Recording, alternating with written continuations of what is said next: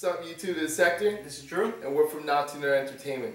Today is episode 18 of our podcast, and we're going to go over our top 5 games of the year for 2012. Finally. I know. So, this should be a little bit different from, the game of the year that they actually chose for the VGAs. So yeah, absolutely. I think our list, we'll have some similar games, but it's going to be very different, I think, this year. I don't know all of your games, so we're going to see what you got to choose. Yeah, definitely. So off the bat, my number 5 is a game that's definitely well worth it. I think you should go out and get it. It's actually doing pretty well. It's going to have a franchise coming out now.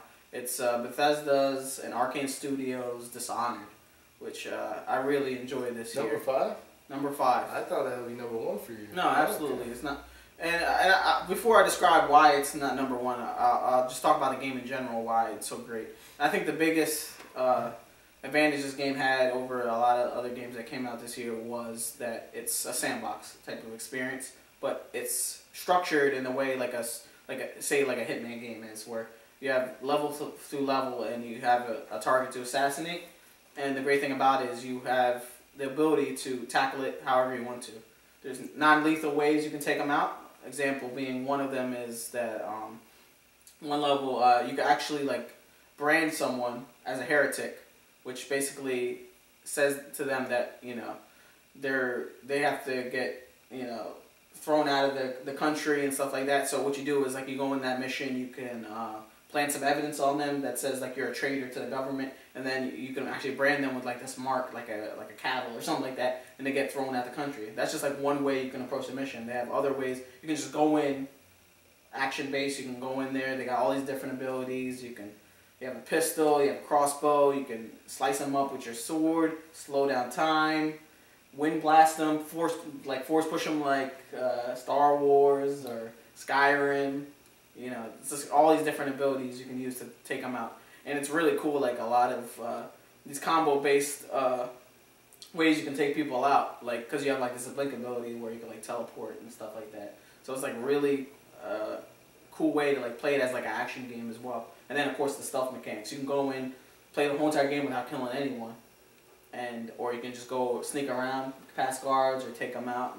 It's a really good stealth game. But for the main reason why it's not my top choice or it's higher on my list, first off, a lot of people probably disagree with me, but based on my playthrough, played it more action based. They call it high chaos, which is more action based, where you kill everyone, and the low chaos is where you kind of sneak around and don't kill everyone. It was pretty short. I kind of just ran through the game maybe 6 hours. I know if you play it more methodical and slower and stealth based, you can play it for maybe 11 hours, explore, get all the different upgrades and stuff like that. But it was really short. And comparing that to some of these other experiences where I had 60, 50, 30 hours spent in those games, I think it's pretty short. But compared to something maybe Guild Wars 2 or Torchlight, the quality of this game outweighs maybe the quantity of some of these games that are a little bit longer. But besides that, some of the stealth mechanics, they could use some work. I'll probably describe in another game that I have on the list. There's not really a good way for you to tell if you're being seen. Mm-hmm. A lot of games, they'll have some type of indicator. This one, it had these little thought cloud thingies, they're little lines on top of your head that, whether or not you were seen or not. Yeah. I think they could have did a better job of that, because a lot of times I thought I wasn't being seen and I was. To me, when I saw that, it sort of felt like they sort of copied off Metal Gear with the exclamation point. Yeah, yeah. Huh? I don't like that. I like I talk about it in another game, but slow indicators that tell me, oh, someone is suspicious of you. Hitman does it, and then some other games do it. Where you can tell when you're kind of getting on someone's radar. That kind of ruined some of the stealth. That's why I kind of played it the action way, which it's still good. It's got that whole entire Bioshock feel, not only in the look but in the two-handed power. It's kind of like Skyrim. But you actually kind of had a problem with that, right? The look of the game. That was one of the things. I did not like the way the look of the game at all. I feel they could have done better with the characters, and the technology, the physics in the game. For example, they have the ragdoll motion, so if someone dies, they just look like they turn into ragdoll, and their body just disappears, and and just like falls down like in the death, and then like it just like yeah. I don't know what they were. It's going not for. realistic. Yeah, I didn't know they're going for realism. They're not going for realism. Yeah. They are going for the Bioshock look. Bioshock look like that's what it looks like. Yeah, but at the same time, I'm like. I don't know, like I just don't know what they're going for. I feel like they could have did more detail to it. I think a lot of people disliked it. I personally like that type of style. I mean, that style makes it fun. To me, it makes it feel like an arcade feeling.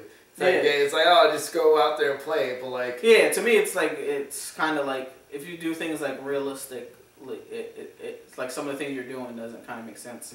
Yeah. You know, but...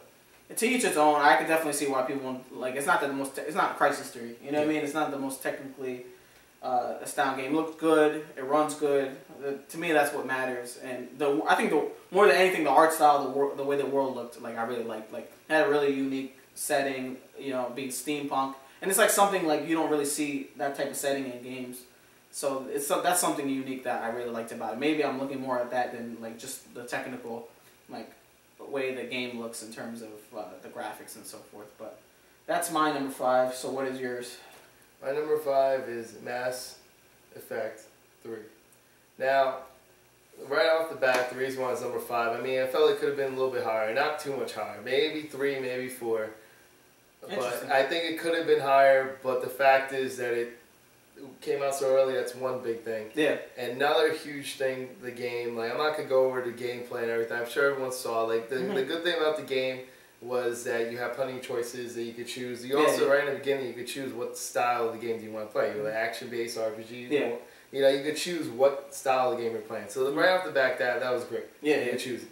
Now, the things that I felt that I didn't like was your choices really didn't matter in the end. Like, and like you really it didn't matter what you did. Like in fact, most people skip through. They didn't even listen to what people said, and they skip through like certain scenes. Like it didn't matter what was going on. And, so there are choices that really didn't make a difference. Which one you chose. Do you think like the whole entire controversy with that, and then them going ahead and with the extended cut, did that do anything for you, or you felt like it kind of still stands? I didn't care about the ending. Like to me, I'm not one of those people that want the perfect ending because I feel like whatever the game ends with, it's over. Like I'm sorry. Like to me, it's like you know how many movies that are out there that I wish had a different ending. Yeah. Am I gonna go right and complain to the people that made the movies like, oh, I didn't like this ending. You gotta go reshoot that. Exactly. It's what it is. Like some people leave a question mark to how it ends so that you determine in your mind.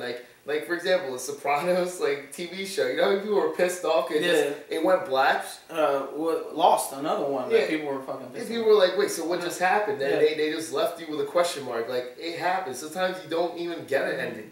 So for people to complain about the ending, it didn't matter to me. Like but I think like your major complaint was probably the biggest thing that most people complain about was like you felt like all these choices that you made over the 3 games, like when it came down to it, there wasn't enough variability in the ending to warrant all these different choices you made, right? It didn't really show anything for all the choices I made. Like there was no reward or punishment for the choices I made because it was the same. It was going to end the way it was going to end. Like and that was the problem. Yeah, I think like the extended cut showed a lot that what they created in terms of the ending, it was probably a little bit vague.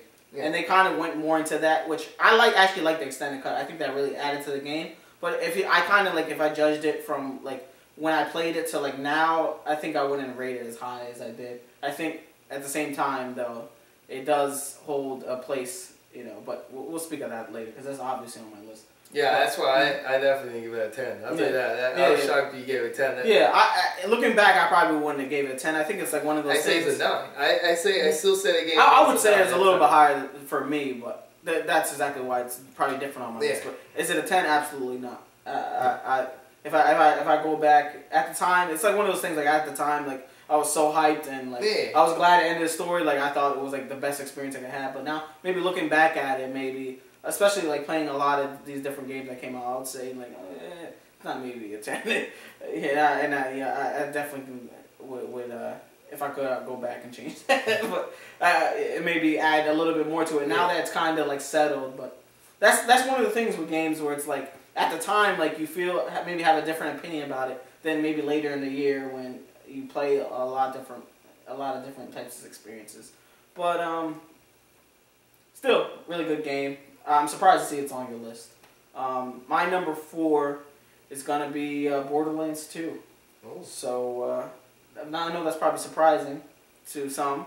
I'm surprised it's all the way number 4. Yeah. I thought it would be higher on your list. It'd be higher. And probably the main reason is being that, I mean, for the most part, I mean, if you like Borderlands, the first one, I mean, it's kind of just like Borderlands 2 is just like, they just pretty much improved everything that was wrong with the first one. You know, I don't think there's really anything game-breaking that they're doing that's really innovative at this point. Like, the first one was a really innovative game because you never seen that kind of blend between, you know, role-playing and shooting like that, but making it basically Diablo with guns. But at the same time, like, I think there's still a lot of things like they could work on to make this just a better experience. I mean, just playing some of these other games, like, you start to realize some of the flaws in the game design. I mean, first off the bat, I kind of just want to go that they really improved the story. Like, the story was kind of non-existent in the first one, and I think this time, like, they did a lot of smart decisions to make the story, like, work in that type of formula they have. One of them being, of course, that, like, everything you do for the most part, you can kind of still kind of play the game and do what you need to do while getting the story. So there's a lot of, like, these audio broadcasts over. The villain, Handsome Jack, is probably one of the best villains this year, except for one, which I will discuss. Just because his performance is really good. Like, you really, like, at the same time you wanted to go kill him at the end, but at other times you felt like he was, like, just like he was a horrible person, like, and he was really annoying at points. But you can kind of see, like, his flaw. Like, he's a flawed person, so you can kind of see why he was like that. Yeah. And, like, they give you a lot of depth into, you know, like, some of the events that happened in the first game. So there's, like, definitely some fan service there. Other additions I liked, all the Easter eggs were really cool, like Ninja Turtles and Batman, and, like, all these different, like, little pop references they put in the game was really cool. But besides that, I mean, it's pretty much the same type of game. I can definitely see why it can get repetitive for some people. Even though it's kind of like a lot of content, there's a lot of loot to find, and you can skill, you know, you can level up and add different, you know, skills. But for the most part, like, there's some things, like, they really need to improve on. The first being that, like, since this is, like, a co-op based game, like, one of my major flaws with it is, like, why do they still have this shared loot system? Like, all these different games that come out, Torchlight and Guild Wars 2 and Diablo 3, like, they all have your own loot that you get. And I just hate, like, getting into a multiplayer game where you find, like, this amazing gun and then some asshole just comes and grabs it and then quits the game. You know, like, there's no reason why they should have this shared loot system still.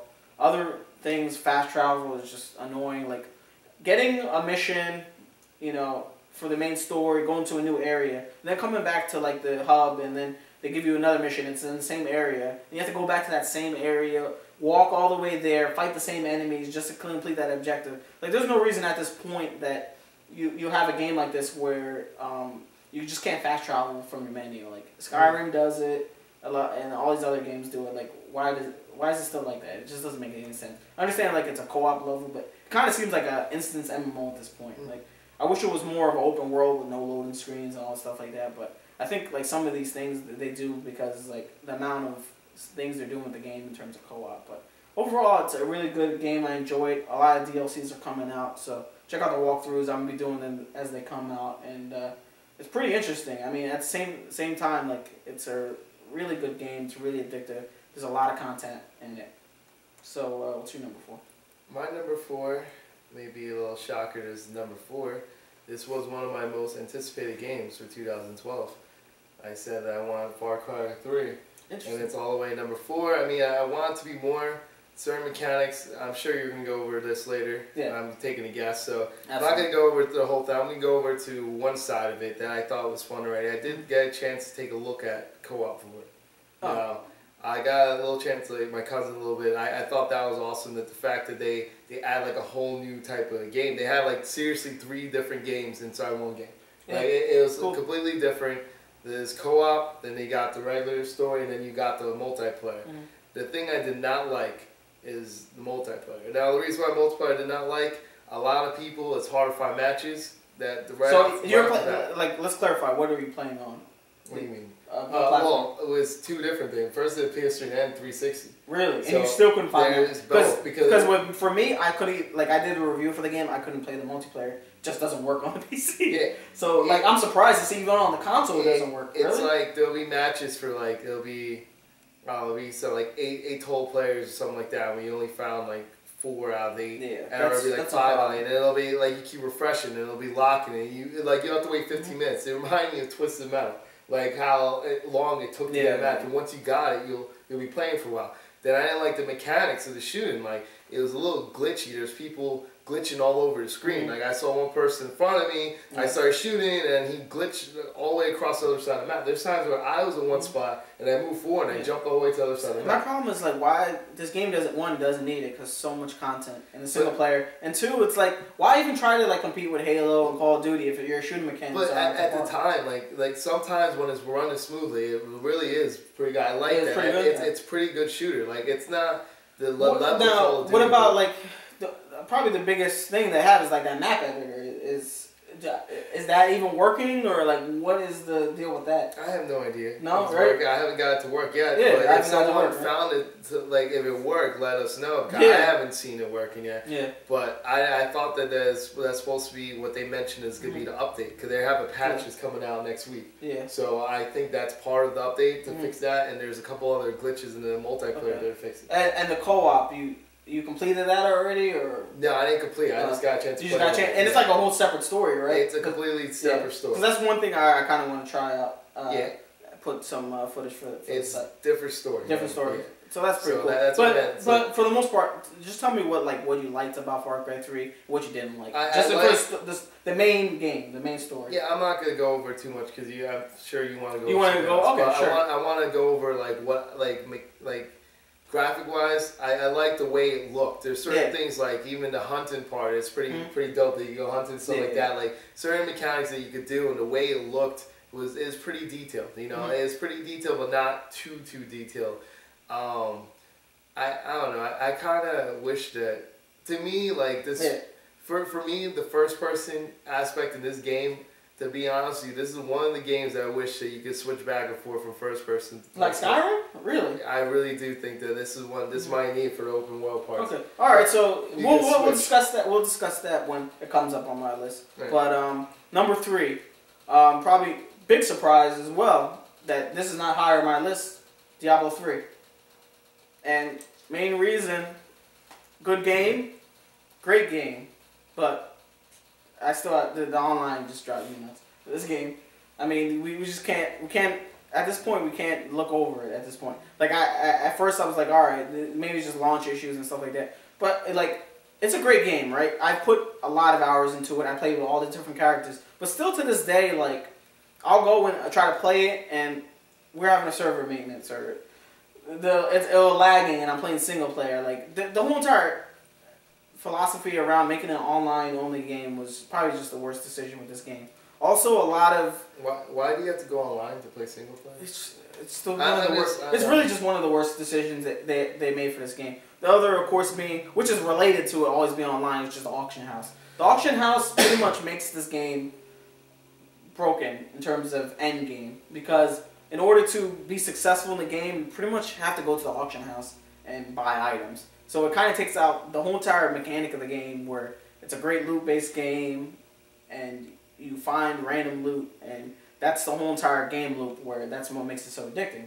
But when you're just going to the store and buying a new item, it's pretty much you're just doing whatever you need to do to get as much gold as possible, or you can just go buy it with your real money. So I don't like that decision. Torchlight 2 shows that, you know, this is not needed. You don't need this DRM online all the time, and you don't need this type of auction house. But at the same time, what makes this better than something like Torchlight 2 or some of the other RPGs like Guild Wars and stuff like that is just the simple fact that it's a great co-op experience. What makes these games so great is that you could jump into a game, play with some other people, get some great loot, and just go through a story like that. And like to this day, it's still great. Like I started up a new character, like a barbarian, like the last character I haven't played with. You jump into a game, you hit public game, someone automatically joins. Mm-hmm. Like it's just really like it's fluid in the way that co-op experience it is. And that's kind of the reason why it's so much better than a lot of these games. Like a lot of like say Borderlands, for example, which is other type of loot-driven game. It's the problem with that being is that like a lot of times like you can't find who's on the same mission as you, the same level, and like it's unbalanced sometimes. Like where Diablo 3, like that works. You can be with someone who's maybe 5 levels above you or different in the story, and it's still fun. They find ways to balance the gameplay so that it feels right and it's still challenging and it's not too easy. And I think that's his like biggest, strength in terms of why it's such a great game. Because like you could just jump into it at any time, play for maybe an hour, or play for 10 hours. It doesn't really matter because you're just gonna have that enjoyable experience because you have people to play with, you have new loot to find, you have new skills to get. It does a great job of streamlining a lot of the issues I have with the genre. Torchlight 2, for example, is like more like Diablo 2 than Diablo 3 is more of the evolution of the genre, and still to this day, like they did some great things. Like they have actual story, great cutscenes, and like just a lot of great dialogue going on while you're kind of playing this game. And like it's a lot of variability in terms of you can play all the different characters. They're always patching it, and I'm just really looking forward to at this point like the expansion that comes out for it because I kind of want to get right back into it with the characters I already have and just like explore some new content. But that's pretty much it. What's your number? This leads right into my number 3 actually. The way you said that people are in different levels and stuff like that, like Borderlands 2, it's hard to for you to be in the same level. Someone might be in a higher level and be all screwed up. Yeah. But I think I get what Borderlands 2 was trying to do because Borderlands 2 is my number 3. Yeah. Borderlands 2, in my opinion, was meant to be co-op. With people, you're playing with people that you play together. Not someone you play one day, play with someone else. No, it's like someone you play as a group. Yeah. I played with my cousin and 2 of his friends. We literally went through the whole game together. We leveled up together. We got a chance to play together. So like we were able to be in the same level, so we worked as a team. Yeah. So like me and like if there's a weapon there and stuff like that, there was no problem with someone jumping, except I did totally weapon block my cousin. I said weapon block. Yeah. Exactly. So Everyone does it. And I grabbed it, like, screw that. I'm gonna pick this up. We're only human. Yeah, it's like but it's so much more fun when you play with like friends and stuff. Yeah. Like that's the point of that. The co-op system for that was meant to be played like that. Absolutely. And it's such a fun game when you play like that. Now, you already described the way it is. It's not really a huge difference with Borderlands. The style is there. It's already known. The artistic value and everything. Everything's like there. It's just the fact that they changed it, that they really want you to focus on co-op. They want you to focus on leveling up and moving on. Getting the best weapons you can, because if you don't have the right level, you're not have the right weapons, you're not going to be able to beat certain people, so you have to make sure you're doing the certain things. That's why you have to do some side tasks, side missions before you move on to Exactly. That's another thing I can't stand. Like, I mean, I like stuff like that because it forces the person to play the game. Because I think, I know some people, I'm sure, like you, I'm pretty sure you said this before, that you don't like the fact that you can't stay with the main story. Yeah, like you were forced to level up. I think that's good because you are playing the game. Like, it's like the leveling up, the task that you have to do to level up, it's going to help you for the main story. Not just being that you're in a higher level. It's the fact that the skills and tools you have to use in the side tasks is preparing you for the main task. Well, that's a great setup because we'll talk about that next time. That's why I think that it's important. Like, it's like saying someone going to play a game, right? A fighting game. And you didn't do any training mode or anything like that, and then you're button mashing and you're wondering why you're getting your butt whooped. It's because you didn't train yourself to get to that level. Yeah. No, I definitely agree with you that it's just, I think, the way they approached it. And you done with Borderlands? Or, Ooh, comment there. Yeah, keep going. Alright, so that's what I think. I mean, like, everything else is pretty much like Drew said. Everything else is cool. Like, they got the weapons. They got so many different type of weapons, stuff like that. But the thing is, when it's all said and done, I feel like I also like the different characters you could choose to. Yeah, so, really cool.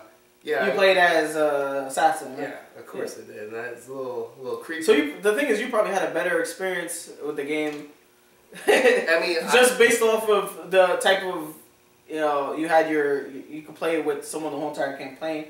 Like me, like I had to fucking find matchmaking and find people who were on the same thing. Like a lot of that, like, was just really repetitive. Like I would end up in a match and then he was on the same story mission, but he wanted to do some side content, so I had to do the side content. I mean, I think it's like one of those things where I think just because of the fact that we do walkthroughs, like a lot of times you kind of just want to get to the main story to get it done with, and like some of the side content, it's it's just not interesting. Like going in and killing 5 skags, it's not really great footage to put up on our YouTube. You know what I mean? So it's kind of like, while it'd probably be fun if I didn't have to, have some game capture of it.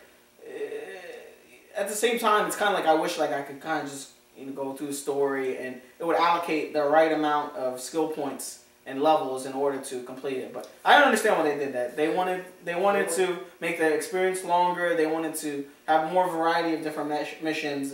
But I think they also did the training people, because certain moves that I know. Because like with Assassin, you have to do, it's more close combat. So like you got a chance to practice it with these side missions to actually when it mattered, because you have to react quicker when you're going against bosses. Stuff like that. And I kind of explained why I didn't like the side content, because a lot of times I feel like even when you did the story, like a lot of those side missions would take you back to the same areas that you already explored already. So that kind of like, I could see like if you're just going through it and everyone's on the same track and everyone's doing the same thing, it's probably a much enjoyable experience, because you can kind of like, everyone's kind of like doing the same exact thing and they all have the same motives, where like, is you're like joining a random game and like you're farther in the story and then you're with someone who's the same level, but maybe they're like maybe into the story farther than you, or back and they're doing side missions to level up. It just can get really annoying. Like I really wish they had some type of mechanic like Guild Wars 2 had, where like if you're with someone else and you're playing and they're you're a higher level than them, like it'll like push your level down to them. So it makes the experience where like the enemies, you're not just like running through them.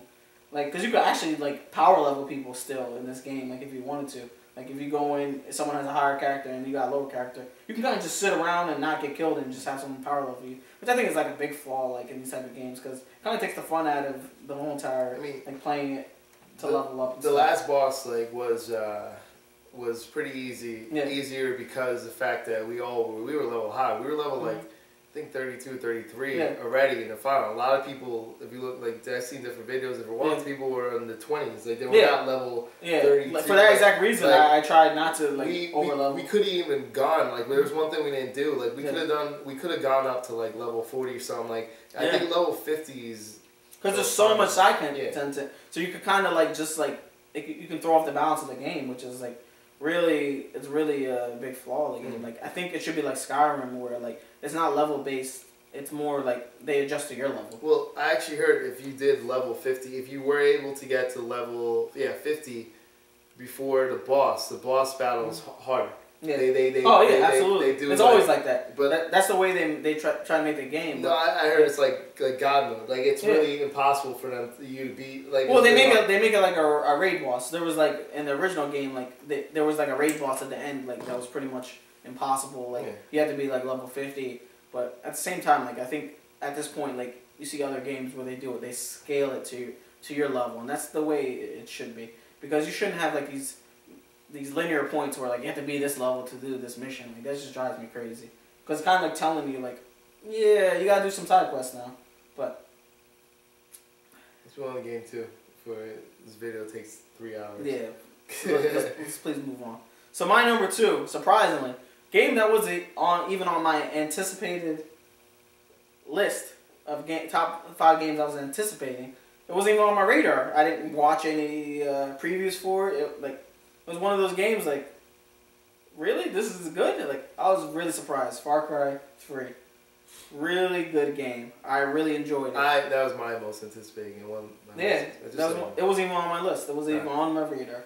And you know why it wasn't? I just thought like, alright, this is going to be like Far Cry 2 and Far Cry 1. It's going to be an open world, but it's going to be very linear.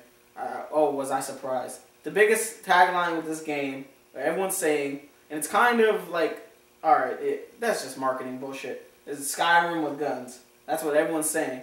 And to a certain extent, kind of is. It kind of is. Like, the amount of openness and the amount of content in this game is not on the level of Skyrim, but it comes close. There's a lot of really good side things to do.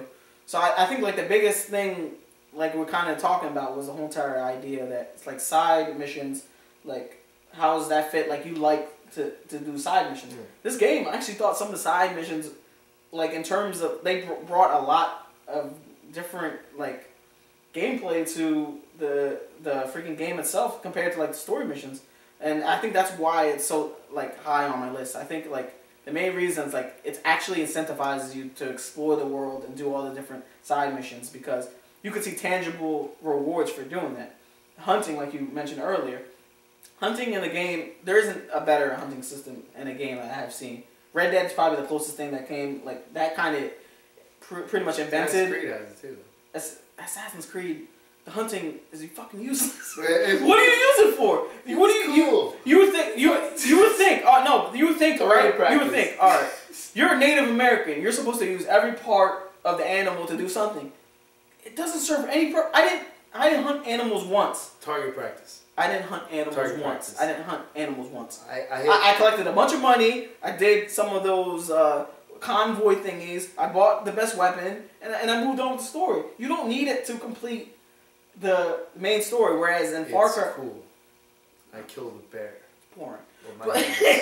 It's boring. It's boring as hell.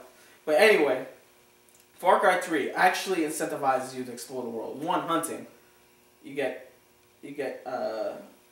more ammo you can carry. You can hold more inventory.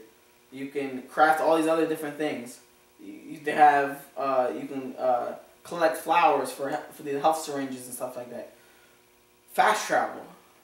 Wow, a game who got fast travel right for once. Like you can't believe like how many games do not get fast travel right. They actually incentivized you to to capture these outposts. One, open up stores so you can buy the different items. Two, it's a new fast travel location. As soon as a map opened up, I went get all the outposts, get all the radio towers, which radio tower is another great addition. Yeah. Like Assassin's Creed, the viewpoints, even better, in my opinion.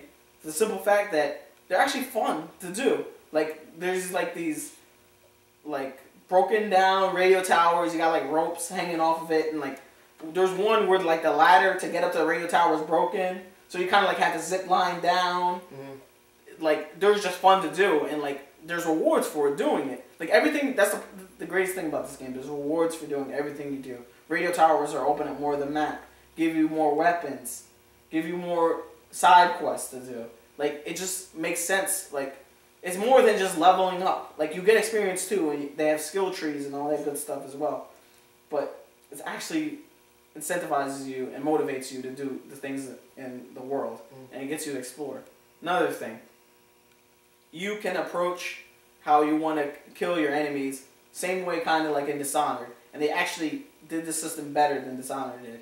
Stealth.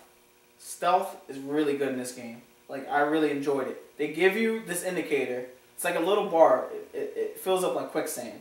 So if you're close to the enemy, it'll fill up. You back up, it'll disappear. So you always know if the enemy can see you or not. You can go up. There's all different types of ways to kill them. You can stab a knife in their back. They have some like heavier enemies. You can get skills so you can take out the heavier enemies. You can jump from up top, hit them with a knife. Like, there's all these different ones. You could take out 2 at a time. You could chain them. I like the mechanics for it. Some of the mechanics for where you can... The best one, my favorite one, you go up, you stealth kill them with the knife. You take their own knife, you throw it at the guy. You have one, you come up to the guy, you stealth kill him. You take out his grenade, kick him down, throw the grenade at him, blow him up. Like, great stealth mechanics. Like, you could really play this game stealth, crossbow. Not the crossbow, the bow and arrow. Amazing. I love the bow and arrow. There's 2 different types you can have. You can have explosive ones. If you want to go in and explode people. You have fire ones. You can set them on fire. Not to mention the fire in this game is amazing. You freaking can go in. People have flamethrowers. They have even a whole entire mission where you're burning down weed with a flamethrower. Playing that Damian Marley song. It's pretty good, man. And like the fire spreads. Like, it gets all over the place. You catch on fire. Like, great animations. Like, you're taking out the fire. And like, how did you like the story itself? Story. Love the story. Love the story, but then at the same time, it's kind of stereotypical. Let me just say that off the bat. Seem kind of racist. Kind of racist. Kind of stereotypical. All right. So first off the story, that's probably the weakest aspect of the game. The story, you play as these rich, trust fund, annoying, waspy kids that are just like real. My black card, your black card. Like, they're just like, you don't feel sad when these people get captured. Let's just say that. You know, the it's a first-person game where the character actually talks, and he's kind of a wuss. Like in the beginning, like he's like, "Oh my god, I killed someone," and like he's kind of annoying. He gets better as you go along. Like you can see he's actually enjoying it. It doesn't make any sense. Like how he goes from a frat boy to a train killer.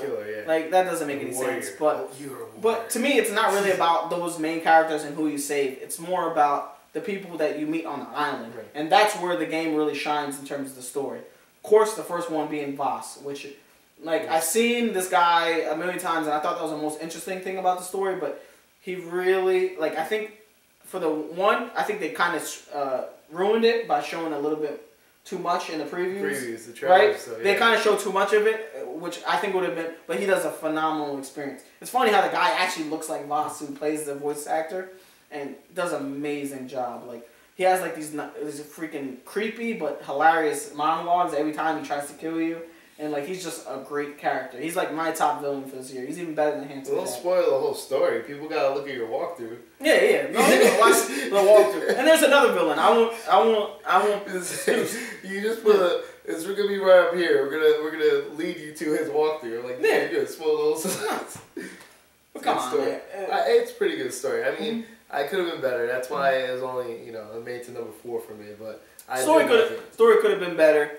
There are some stereotypical aspects of you're the white man coming to save the natives and stuff like that. Like, come on, really? In 2012, we're still doing this, and the natives are all mysterious and they have magical powers. That's bullshit. We got a black president. We can't be like that. But at the same time, like the thing is, it's kind of like South Park. I said this in my review. It's like they make fun of everyone though. You got the over American guy. You got the like South African guy. You got the German guy. Like you got the Australian guy. Like everyone's like the African guy. Yeah. Like they're all stereotypes of these different nationalities and races. So I think they fairly do it where they kind of like poke fun at everyone. They poke fun at the rich white kids. They poke fun at the Spanish, and they poke fun at everyone. So I kind of I don't take it that serious. Like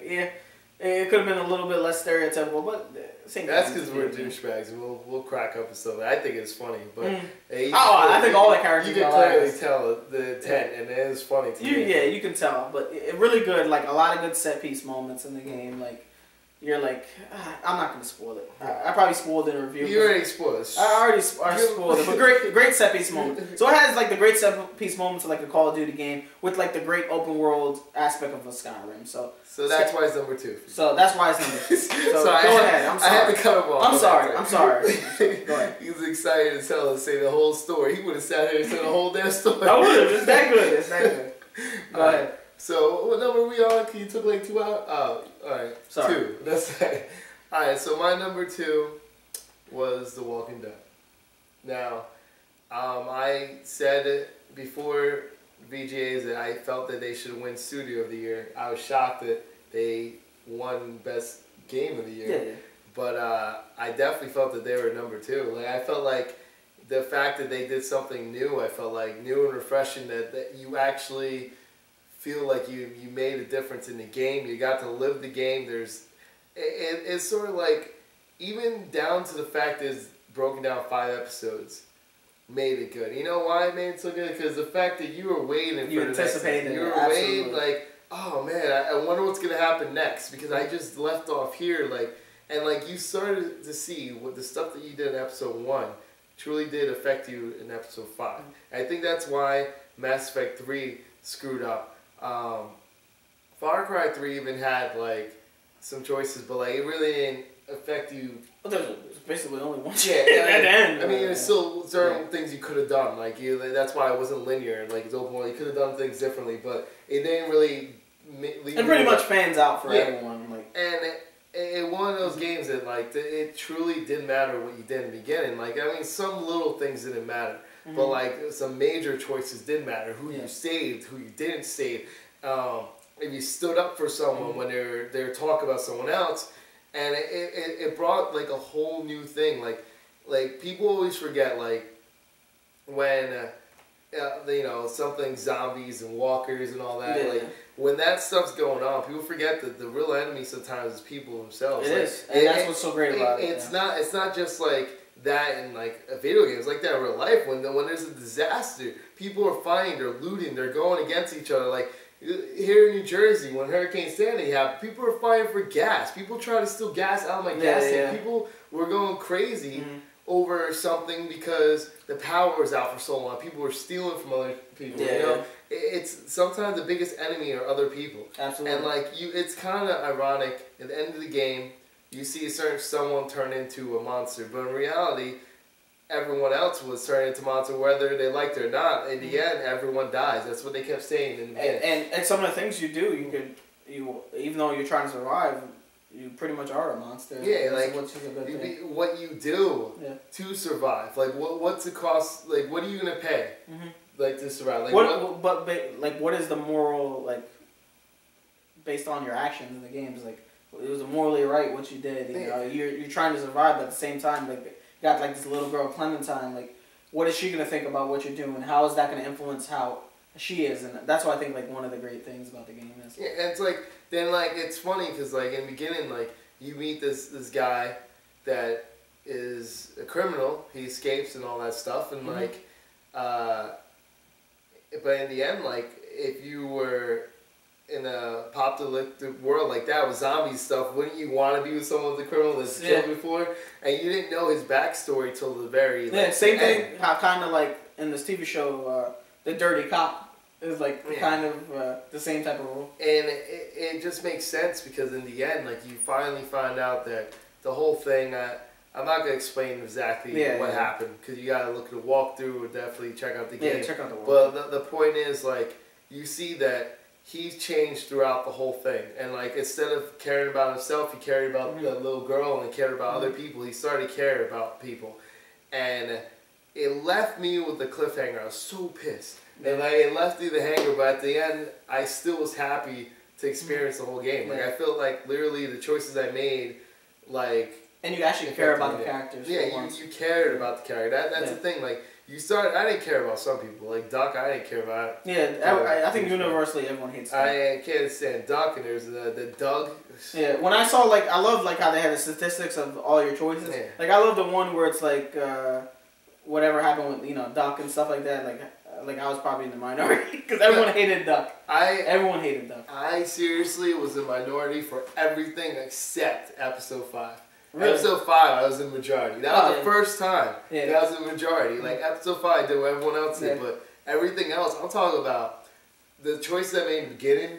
There's one part where people like, let's just say he had to go save someone and he needs people's help, and there's a group of people that could have went with him, went back with him. Yeah.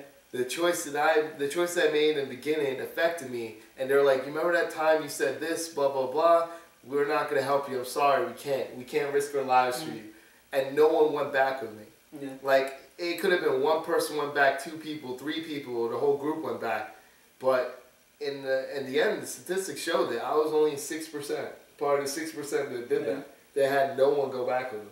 And that just sucks because like I guess I really did make the bad choices in the beginning of the game. Like I said I was going to because no one wanted to be with me. Yeah. They weren't friends with me. They didn't want to truly risk their lives to help me. Yeah. So I think it was definitely worth. Great game. Absolutely. Well deserving of people being top 5 lists, even though it's not mine.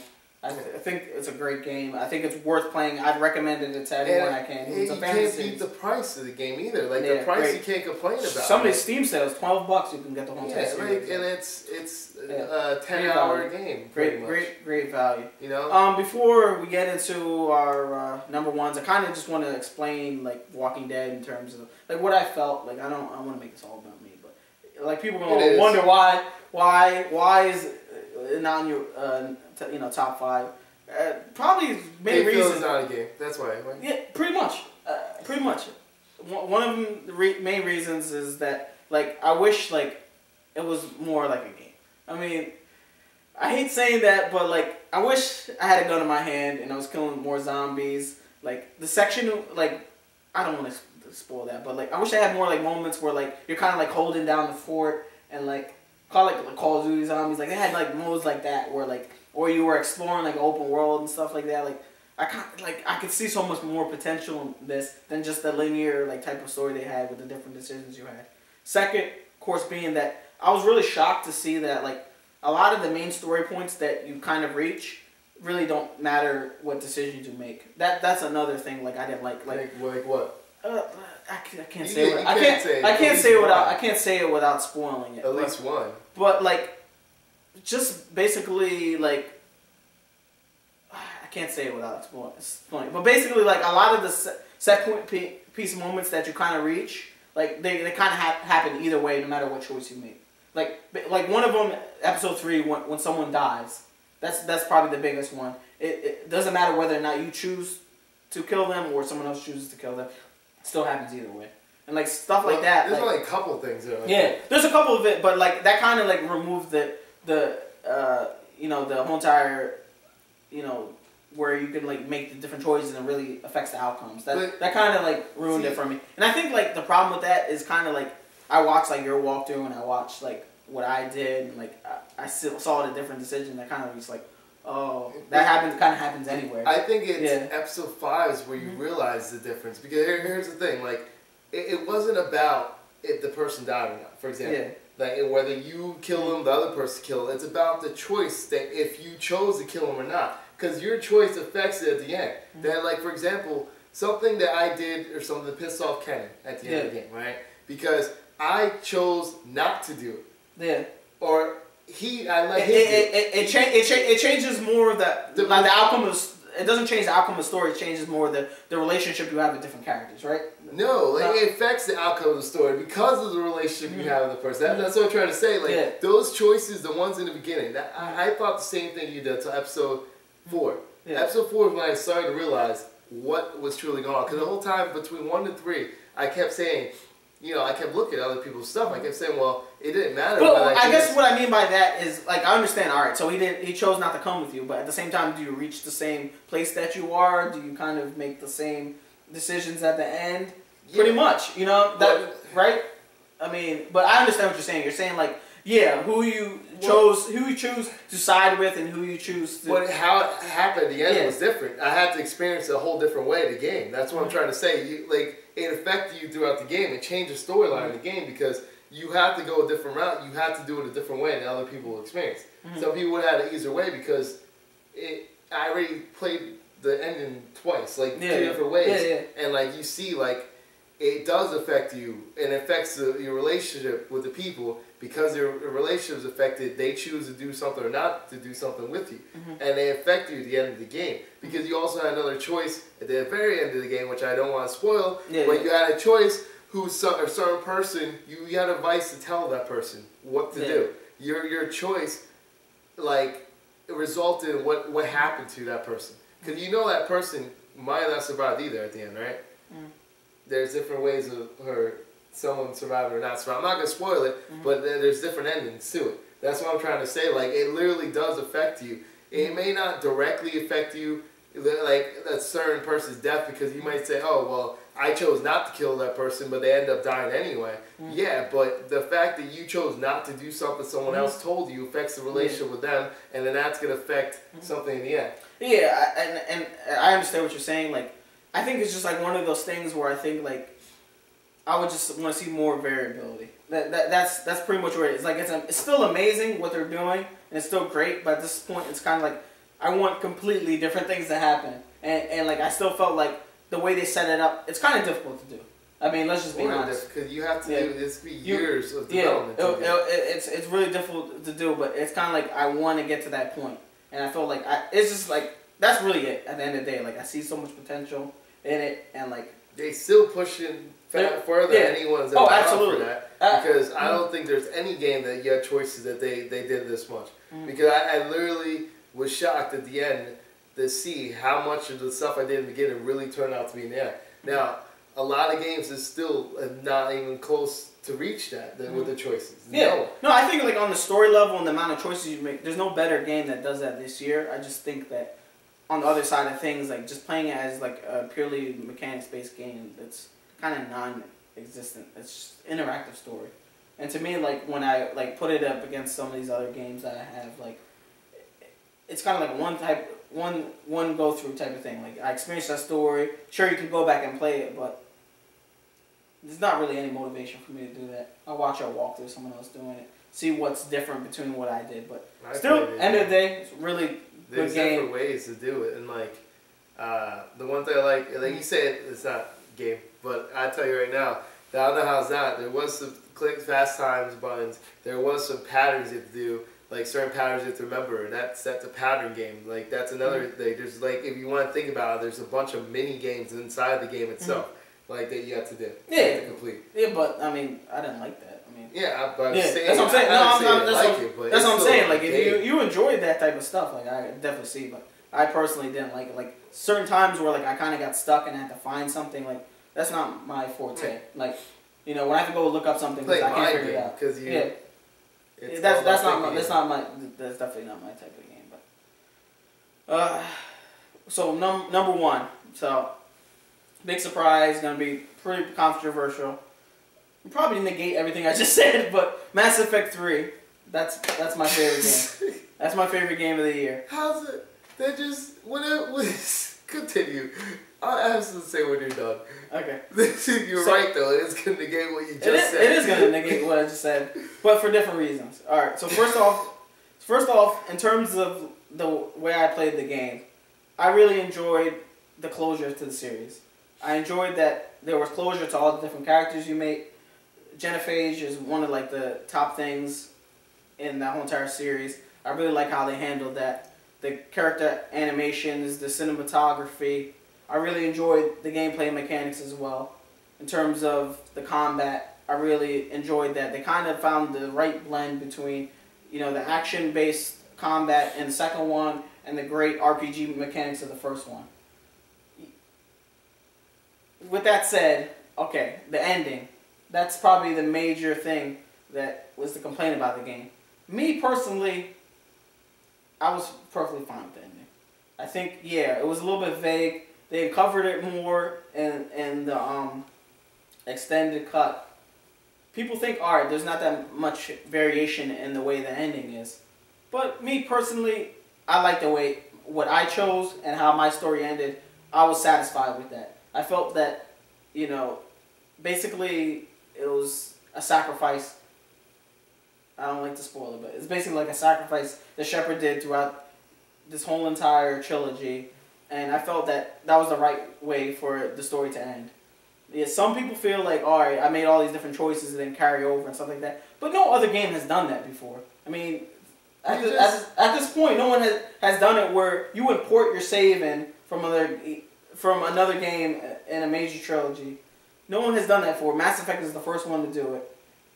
It's really good way for like stuff that you did in the first game carries over to the third game, and it's just like one of those experiences like you've never seen before. It's like there hasn't been a trilogy out there that has done what Mass Effect has done in terms of storytelling, great cinematography, great gameplay mechanics. I think probably my only one complaint would be that, like, to a certain extent, like, I wish there was a little bit less linear. Maybe there was like a whole entire, like, I don't know, maybe like some type of open world you could explore. I don't see how that could be done because you're always on a spaceship. But for the most part, like, I really enjoyed this compared to like all the other games, just for the the story alone. Like, I really enjoyed the story. I like the conclusion to all the characters. I like that it tied up the story. And they really improved on like all the different baseline game mechanics. It played really good, like had really good shooter aspects, had really good RPG mechanics, leveling up the different things that you got. But I can see what do you disagree with? I'm automatically gonna say, talk about a game where it doesn't matter that you upload from Mass Effect 1, 2, whatever. Your choices made at the end. Your choices didn't matter, and you just literally talked about a game that you just criticized because it didn't have choices that really mattered. Mass Effect 2 or Mass Effect 3 truly had choices that didn't matter. They had no effect whatsoever towards anything that went on in the game. No matter what, the outcome didn't change anything, and that's why one of the biggest complaints about the game is because at the end of the game, the ending didn't mean anything to people. because they felt like with all the choices that they did, that it was going to provide them with the ending. That's why people felt that they weren't fulfilled. Me, I could care less what ending. I said it before because that what ending you get, I feel is the ending you got. Like, it's too late. You have the ending. But for a game that makes choices, that you make choices, you deserve an ending that you build up to. And like The Walking Dead literally did that. Like, you literally had things that you build up to, and it showed what you did. It mentioned in the game, because you did this is what happened. It told you. And like, that's literally a game that did not follow those rules whatsoever. Like, they give you this option or this option. You know, and you went that path, and then because he did this, it really didn't make a difference. At the end, you saw it literally was linear. Like, the game, like, itself, I'm just saying, like, the options were linear. Like, you could go this way or this way. Like, when you're branching out, when you're making a game, it's supposed to be like branches or whatever. Like, for that type of game. So when you choose this option, you go left or right. If you choose left or right, then it branches out. For Mass Effect 3, it branches out and it goes back to the same point. And then it branches out again and it goes back to the same point. No matter what, you're going to end up back in the same storyline. Well, I get what you're saying. Like, the same, it's like one of those things that's hard to explain without spoiling it. But the same, like, plot point that you reach is the same for everyone. But based on the different choices you make, how the galaxy, like, goes on from then is different.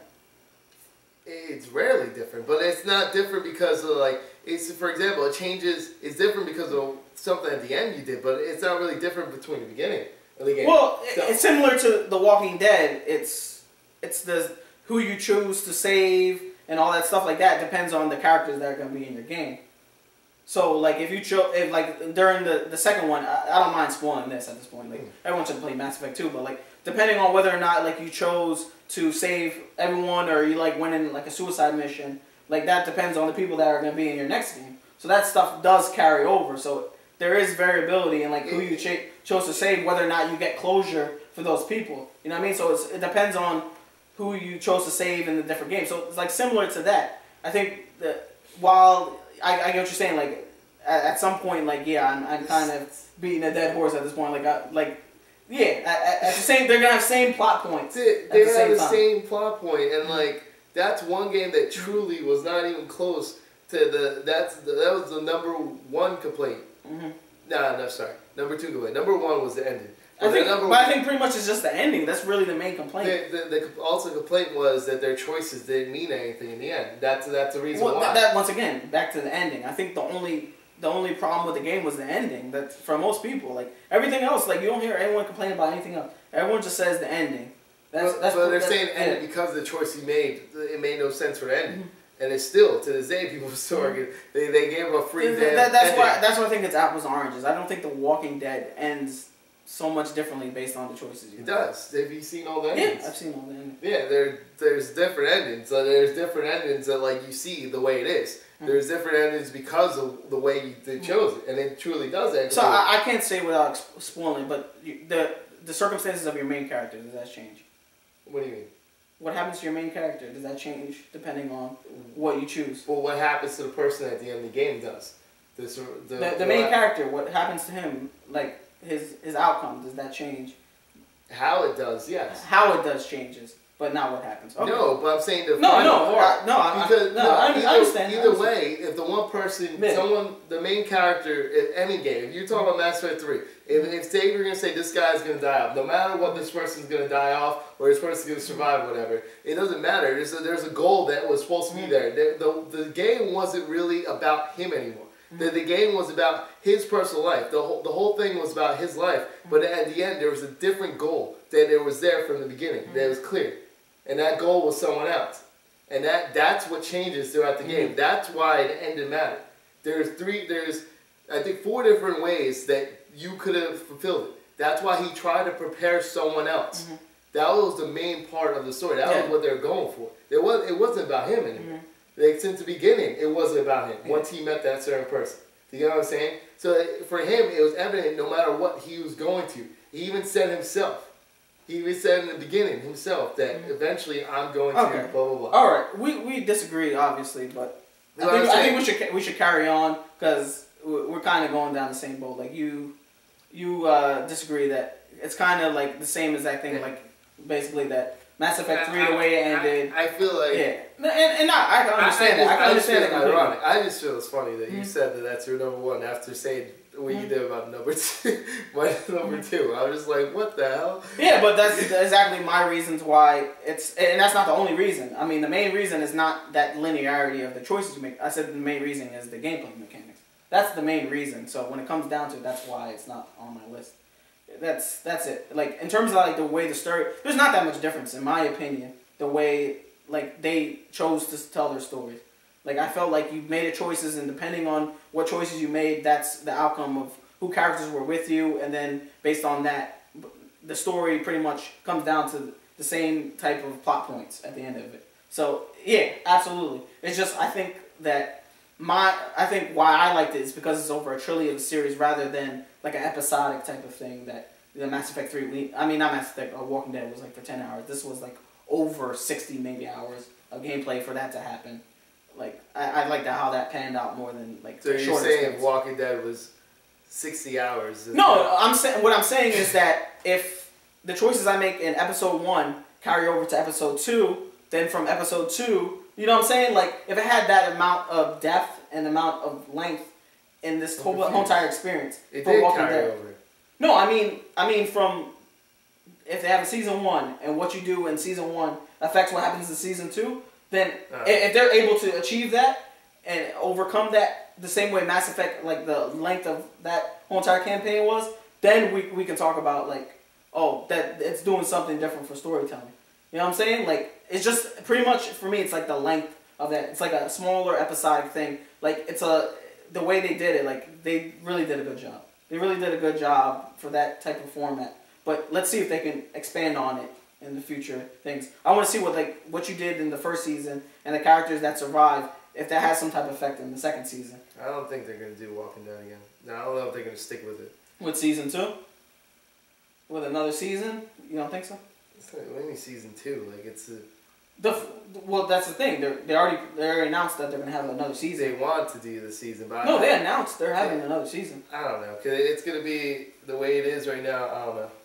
That's my thing. Like that's my main thing. It's like if you look at it just by itself, yeah, great story. Because there's ways that certain people are still alive and certain things are going on. Yeah, I want to see how much further they can take that. But all right, go ahead. What's your number one? Assassin's Creed 3. I just went straight to the point. I just think what they did was revolutionary. I'm going to say it like that. I'm not, it's not the pun on words or anything, but I'm just saying like the way that they, like first of all, the technology that they put in the game, where they have like thousands of soldiers, yeah. That was really different things like that. That's something that's going to help games in the future. If they can do it this generation, I can only imagine what next generation. Yeah, absolutely. You know, so that's one huge thing. The graphics were very impressive, like little things like snowing or everything is going around, like the tree climbing. I just amazing. It was pretty cool. Like and the rock climbing too. Like the way that they said that. They really used like people with rock climbers. Remember when we went to PAX East, they explained that they used real people climbers to get the motion. Very cool. You could tell in the game. Like I didn't know how it was going to play out, but it was good. I like the weapons that you could use. Tomahawk was awesome. Tomahawk was I like the dart. Alright, sorry about that, YouTube. The video sort of stopped. I guess I didn't have enough memory in my card. It's my fault. Actually, Drew's fault. He's talking too damn much. But anyway, so let's continue. I was talking about the weapons. I liked a lot of the weapons. I liked the dart, and you said that you never got a chance to use it too well. It didn't work too good. Didn't work. Maybe just one of those game glitches that were in the game. Whatever. I think that it worked well. I think a lot of mechanics, everything they did, I liked. Like I mean, I feel like for games like that, it's harder. Like they already have something, like everyone's against them already because they already have so many in the series that it's hard to improve. And I think they did improve, and since they did improve, I think it's Game of the Year because everything else that you liked about it was still there, but then they improved in certain mechanics. So that's what I felt about it. That's why I chose that as my number one for Game of the Year. Good choice. So, I know, you didn't like it, so go ahead, say what didn't you like about it real quick? No, I liked it, but for the setting, the story, I really liked it. I thought it was a unique setting, you know, the whole entire Native American thing. But, you know, there's a couple of reasons. So first off, you don't get to play as the main character. I didn't like that for about 5 hours. Felt like it was kind of like one of those things where like they were kind of still teaching you the mechanics of the game, and they didn't get right into being an assassin. You know, when I play Assassin's Creed 3, I want to become an assassin immediately. You weren't the main character in the game, you were another character. I'm not going to spoil who it is, but I didn't like that mechanic that they used. You know, I mean, I understand it was part of the story they're kind of setting up. I think it was a slow burn. I'd rather them just get right into the main story of the game with the Connor that you played. Besides that, there's a lot of technical bugs that I experienced in my playthrough. Playing on the PC. Yeah, I was going to say, emphasize it's a PC, because yeah. there's a lot of bugs. I heard some bugs for PC, but I did not hear that much for PS3 or 360. Just like... Right, but I've watched people play some walkthroughs, and I did see similar types of bugs. Yeah, I mean... Some with, like, people not showing up that you need to talk to complete a mission. Was it Mass Effect 3? They didn't have bugs? Not really. It had... What bugs did it have? Glitches. What bugs did it had glitches. What bugs? I mean, you can name them. You can name them. All right. It's all right. I mean, I had one bug where, like, I had to go talk to Charles Lee, and just the icon didn't come up, so I don't know why that happened. But, you know, and I saw one that was pretty cool. Shout out to DSP Gaming. One of his... He was fighting an invisible wolf. That was pretty fun. That was pretty fun to watch. But besides that, some of the mission types, Assassin's Creed 3, you know, it kind of has similar mission types. I wish there was a little bit more variety. I felt there was a lot of chasing missions, a lot of tailing people. I would have liked to see a lot more assassinations. Not that many. I don't think. I mean, I could name a couple, but. I would have wished there was more assassination missions. Maybe in like the level of Dishonored or Hitman. You didn't assassinate them. I understand why you feel that. I mean, some people feel that way, but I feel like you do that at a cost of taking away the name. Because the whole point is like Assassin's Creed. That is what it is. It is the chasing scenes. It is the way you assassinate people. It's the way it is. Like it's not Dishonored. It's not that type of game. This is the way it's been. This is what made it famous in the beginning. That's why people wanted the parkour. People wanted to see the chases. That's the reason why it's successful in the beginning. No, so I understand not broke. that. You can't fix it. Like, you know what I mean? Well, I think it's like one of those things where like kind of what I personally want the series to go in is not the direction it is going in. It's kind of staying to the same type of formula that it has, where a lot of those stealth missions where once you're caught, like that's it. Like I like games where you have the choice of whether or not you want to approach a situation. Whether or not if you get caught, you can kind of like, you know, figure out a way to maybe hide or something like that. Like a lot of the Assassin's Creed missions, once you're caught, that's where the game isn't for you then, because well, you have to understand that they can't do it at the cost of losing its identity, because that's what it's been. That's why it's been successful. That's what people like. There's diehard fans of Assassin's Creed for that reason. They like that style of chasing. They like that. That's why all the online multiplayer game is about that. You know, you gotta stay still. You gotta blend in with the crowd. That's the whole point. That's what makes it fun. It's like sort of stealth. You get caught, you're done. You're dead. You know what I mean? That's just. But I mean, that's a whole nother issue. The multiplayer, a lot of people don't play it like how it's supposed to be, where it's like a cat and mouse game. A lot of times people are just running on a roof. Like they don't realize the whole entire point. Like you're supposed to act like it. Yeah, but those people aren't the ones that usually win though. If you see it, like they're not the one winning, because even if you kill someone, you'll get that many points unless you're killing them going slow. So they can do whatever they want to. They're not going to. Well, I mean that's I don't want to get on that tangent. That's more of a problem with online multiplayer in general. Just like people kind of like breaking the game and not making it fun, but. That's besides the point. Just, you know, in general, like I wish there was more mission variety. I wish you got to become the main assassin quicker. It wasn't such a slow burn, and I really can't stand the ending. I can't stand Desmond. Anytime you have to be Desmond, I dreaded it. I really don't like that. I think at this point, like I wish they would have kind of just like made an Assassin's Creed game where you kind of just stay in the Animus all that time. Like I don't like having to go back into Desmond and doing all those parts. I mean, I don't know what you felt. What you felt about Desmond and stuff like that? I mean, I think it was necessary for the story itself. Like that's all. Did you enjoy the ending, or you thought that was a good closure to Desmond's story? Or? I don't think it's complete closure. Like, but I think we talked about closure already. I think that they leave it sort of open like they always do. Everyone leaves it like a certain way. I don't know. I don't want to spoil the ending, but the way it is, it's that's the way they chose. I'm not gonna argue. I'm not one of those people, like I said before, that's gonna fight the ending of a game. But I was gonna switch over and ask one question. Is you have the Vita, correct? Yeah. You had the other Assassin's Creed game, correct? How's that? I like it. I really like it. I really play, like it a lot. I really like it a lot. I think the reason why I like the Assassin's Creed games is not really for like the types of missions that you do and stuff like. It's really for like the settings and the characters. And I think like that's one of the things that the Vita version does very well. Is like it's actually like something that you've never played before. You know, the regular one you have the Native American. This one you actually play as a female black assassin, which is pretty cool. Like I thought that was really unique. Like they did that, and they kind of like touch on like aspects of that time period, like slavery and stuff like that, and they really handle it well. Like, you're like, let's do a little controversial topic. Let's make her female. While we're at it, let's make her black too. Yeah, exactly. It was a good thing because like you can't say like you've seen that before. That's for sure, right? So they definitely have that push.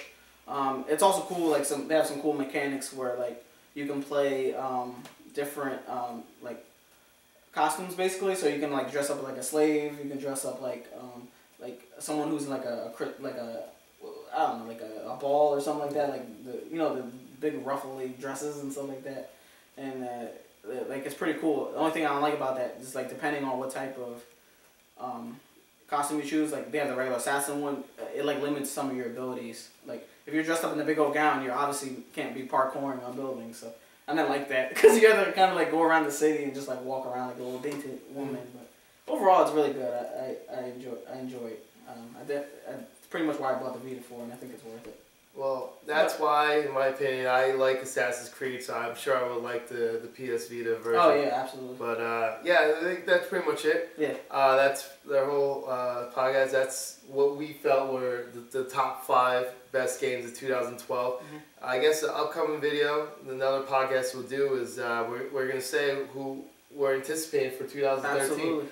So, I mean, I have a couple games in mind. I'm not going to spoil it now, but... I think that's it for it's going to be a great videos. year next year, definitely. It's going to be a very interesting year. I can't wait to see. There should be some systems announced, new consoles announced. I mean, if you look at the fall, no games have been announced, so.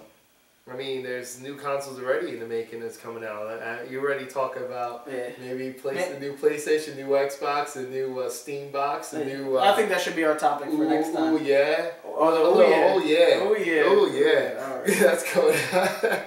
So that's about it. I mean, there's lots of things coming out in 2013. I mean, that's if we survive. Yeah. December 21st. But that's another subject. Assassin's Creed, we don't. Horrible ending. Alright, go ahead. Alright. I guess that's it, YouTube. So this is Hector. This is Drew. And we're for Not2NerdyEnt Entertainment. See you, YouTube.